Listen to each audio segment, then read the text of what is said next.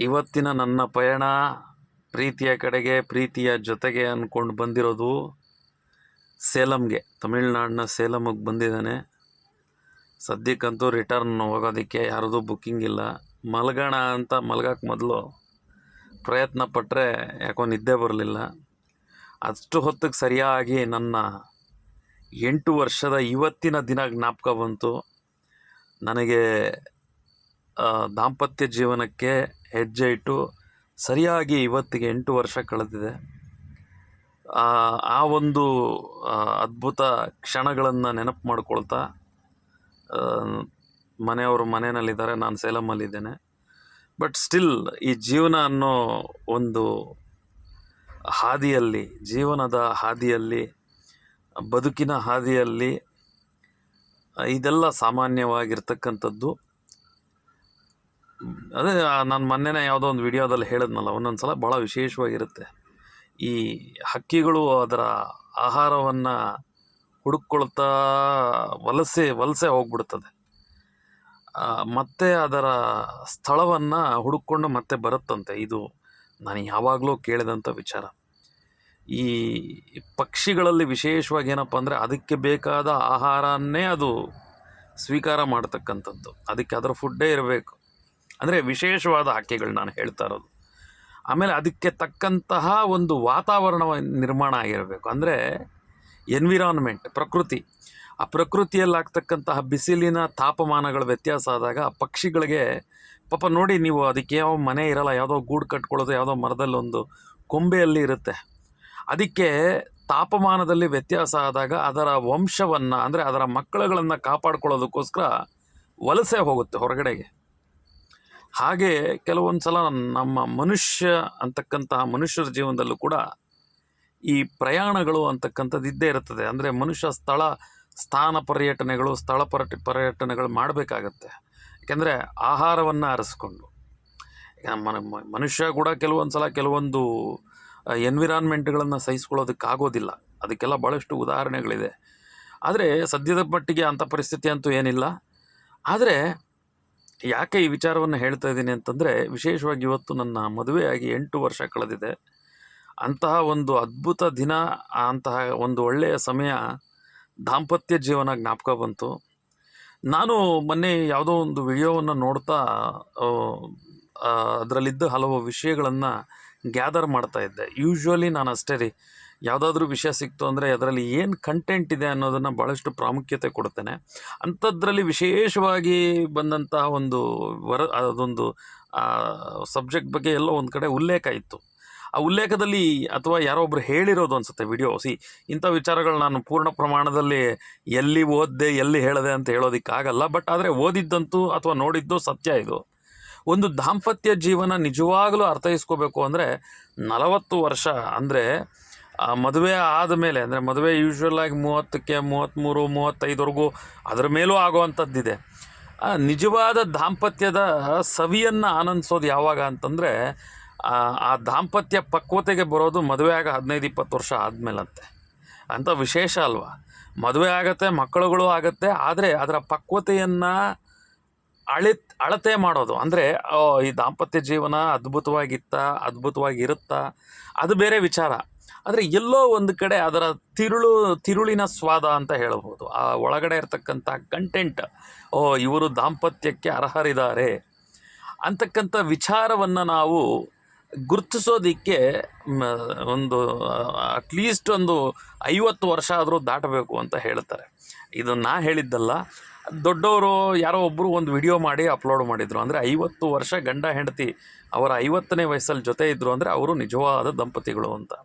ಅಲ್ಲಿಗೆ ಅರ್ಥ ಮಾಡ್ಕೊಳ್ಳಿ. ಹಾಗಿದ್ದರೆ ಈ 2 ವರ್ಷ 3 ವರ್ಷ 10 ವರ್ಷ ಮದುವೆಗಳಾದವ್ರ ಪರಿಸ್ಥಿತಿ, ಅದು ಗಂಡ ಹೆಂಡತಿ ಅಷ್ಟೇ. ದಾಂಪತ್ಯ ಜೀವನಕ್ಕೆ ಹೆಜ್ಜೆ ಇಡೋದೇ 50 ವರ್ಷ ಆದಮೇಲೆ ಅಂತ. ಅಂದರೆ ಒಬ್ಬರು ಅರ್ಥೈಸಿಕೊಂಡು ಹೋಗೋದಕ್ಕೆ ಅಂತ.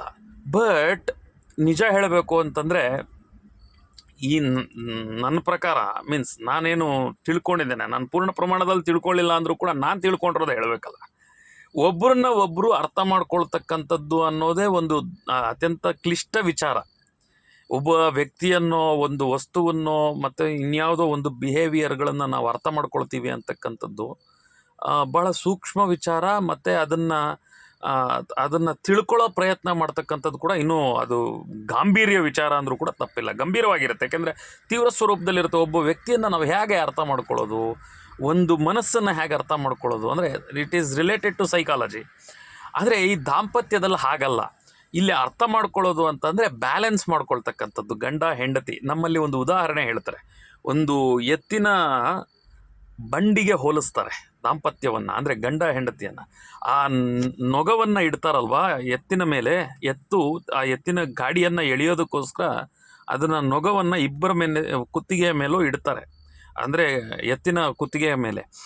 ಯಾವುದೊಂದು ಇಂಬ್ಯಾಲೆನ್ಸ್ ಮಾಡಿದ್ರೂ ಕೂಡ ಹಿಂದೆ ಬರ್ತಾ ಇರತಕ್ಕಂತಹ ಆ ಭಾರವಾದ ವಸ್ತುಗಳನ್ನು ಹಾಕ್ಕೊಂಡೇ ಮುಂದಕ್ಕೆ ಹೋಗೋದು. ಅದನ್ನು ಓಡಿಸೋದಕ್ಕೆ ಒಬ್ರು ಇರ್ತಾರೆ. ಅಂದರೆ ಮನೆಯಲ್ಲಿ ದಾಂಪತ್ಯವನ್ನು ಮುನ್ನಡೆಸೋದಕ್ಕೆ ಹಿರಿಯರು ಇರ್ತಾರೆ.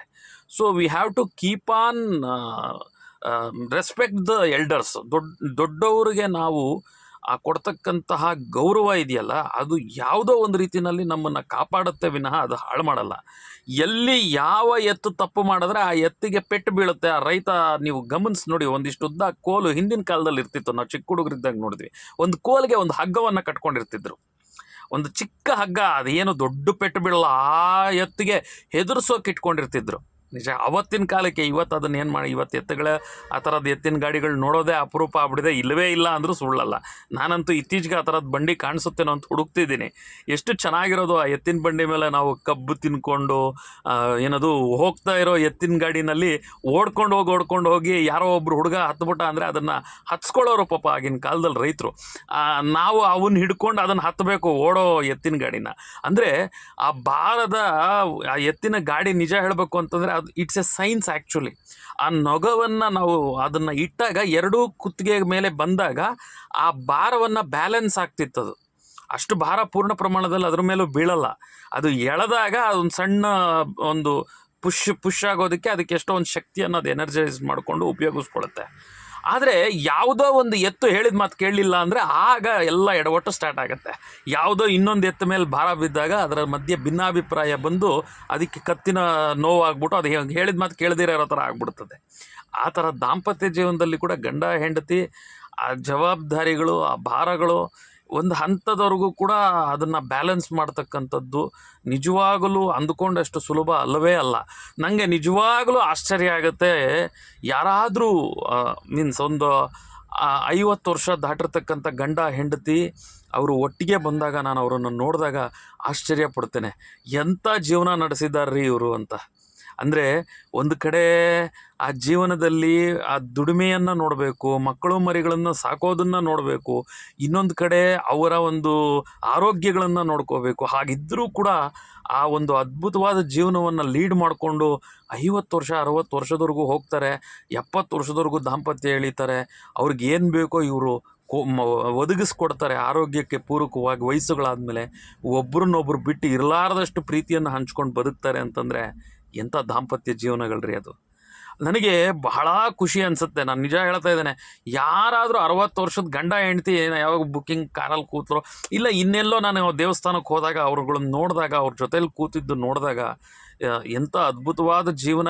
ಯಾಕೆಂದರೆ ಇಲ್ಲಿ ಅದ್ಭುತ ಅನ್ನೋ ಪದದ ಹಿಂದೆ ಎಷ್ಟು ಕ್ಲಿಷ್ಟ, ಕಷ್ಟ, ಇಷ್ಟ, ಸ್ವಾದಿಷ್ಟ ಇಂಥವು ಏನೇನು ಪದಗಳು ಬೇಕಾದರೂ ಹಾಕ್ಕೋಬೋದು. ಯಾಕೆಂದರೆ ಎಲ್ಲವನ್ನೂ ನೋಡಬೇಕು. ಹೇಗೆ ಊಟದಲ್ಲಿ ಉಪ್ಪು, ಹುಳಿ, ಖಾರ, ಸಪ್ಪೆ, ಕಹಿ, ಒಗುರು ಏನೇನಿದೆ ಎಲ್ಲವನ್ನ ಸ್ವೀಕಾರ ಮಾಡಿದ ದೇಹ ಇದು. ಹೇಗೆ ಇದೆಲ್ಲವನ್ನ ಸೇರಿ ಆ ಒಂದು ಮೃಷ್ಟಾನ್ನ ಭೋಜನ ತಿಂದ ದಿನವೂ ಇರುತ್ತೆ. ಏನದು ಹುಣಸೆ ಗೊಜ್ಜು ಕಿವುಚ್ಕೊಂಡು ಈರುಳ್ಳಿಗಳು ಹಾಕ್ಕೊಂಡು ತಿಂದ ದಿನಗಳಿರುತ್ತೆ. ಮಜ್ಜಿಗೆಯನ್ನು ತಂಗಳನ್ನಕ್ಕೆ ಮಜ್ಜಿಗೆ ಹಾಕ್ಕೊಂಡು ತಿಂದ ದಿನಗಳಿರುತ್ತದೆ. ಎಂತೆಂಥ ದಿನಗಳನ್ನು ನೋಡಿರ್ತಾರೆ ಅವರು. ಅಂದರೆ is there any one coming out to say about this? ಹುಟ್ಟಿದಾಗಲೇ ಬೆಳ್ಳಿ ಸ್ಪೂನಲ್ಲಿ ಹುಟ್ಟಿದವ್ರಿಗಂತೂ ನಾನು ಈ ಮಾತು ಹೇಳ್ತಾ ಇಲ್ಲ. ಹುಟ್ಟಿದಾಗಲೇ ಬೆಳ್ಳಿ ಸ್ಪೂನಲ್ಲಿ ಹುಟ್ಟಿರೋರು ಅಂತಂದರೆ ಯಾವ ಪಿತ್ರಾರ್ಜಿತ ಆಸ್ತಿಗಳಿಟ್ಕೊಂಡು ಅವ್ರಿಗೆಲ್ಲ, ಯಾಕೆಂದರೆ ಅವರು ಪುಣ್ಯಾತ್ಮರು, ಪುಣ್ಯವನ್ನು ಕೇಳ್ಕೊಂಡು ಬಂದಿರತಕ್ಕಂಥವ್ರು ಅದೃಷ್ಟವಂತರು. ಅವರು ಅದನ್ನು ಮುಂದುವರಿಸ್ಕೊಂಡು ಹೋಗೋದಕ್ಕೆ ಒಂದಷ್ಟು ಸಿದ್ಧಾಂತಗಳನ್ನು ಕೊಟ್ಟು ಕಳಿಸಿರ್ತಾರೆ ಹಿರಿಯರು. ಬಟ್ ಇದು ಯಾವುದೂ ಇಲ್ಲದೆ ಸ್ವತಃದಲ್ಲಿ ಬರ್ತಾ ಇರ್ತಾರಲ್ಲ ಅವರದೇ ಕ್ಯಾಲ್ಕುಲೇಷನ್ಗಳಲ್ಲಿ, ಅವರದೇ ಒಂದು ಜೀವನ ಶೈಲಿಯಲ್ಲಿ, ಕ್ಯಾಲ್ಕುಲೇಷನ್ ಅಂದರೆ ಕೂಡ ತಪ್ಪಾಗುತ್ತೆ, ನಾವು ಅವ್ರದ್ದೇ ಜೀವನ ಶೈಲಿಯಲ್ಲಿ ಬರ್ತಕ್ಕಂತಹ ದಾಂಪತ್ಯದ ದಂಪತಿಗಳು ಯಾರಿರ್ತಾರೆ ಅವರು ಎಂಥ ಅದೃಷ್ಟವಂತರು. ಯಾಕಂದರೆ ಅಷ್ಟು ಅದ್ಭುತವಾದ ಅನಂತರದಲ್ಲಿ ನಾನು ಗಮನಿಸಿದ್ದೇನಪ್ಪ ಅಂತಂದರೆ, ಆ ದಾಂಪತ್ಯದಲ್ಲಿ ಯಾರೊಬ್ಬರಿಲ್ಲ ಅಂತರೂ ಕೂಡ ಆ ಕಾಡ್ತಕ್ಕಂತಹ ಆ ನೋವಿದೆ ನೋಡಿ, ಅದು ಸ್ವತಃ ಅನುಭವಿಸಿದ್ರೆ ಗೊತ್ತಾಗುತ್ತೇನೋ, ಆದರೆ ಒಂದಷ್ಟು ಪ್ರಮಾಣದಲ್ಲಿ ನಾವು ಅದನ್ನು ಗಮನಿಸಿದ್ರೂ ಕೂಡ ಅರ್ಥ ಆಗುತ್ತೆ.